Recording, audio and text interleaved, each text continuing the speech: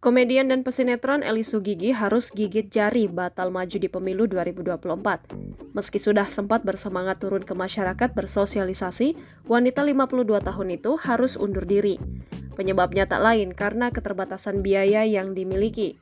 Wanita yang pernah 5 kali menikah itu mengakui beratnya biaya untuk berkonsentrasi sebagai seorang caleg. Kabar itu, iya benar, aku udah nggak di politik lagi, kata Eli Sugigi dikutip dari tribunnews.com pada Jumat 27 Oktober 2023. Ia mengaku tidak punya modal untuk meneruskan karir politiknya.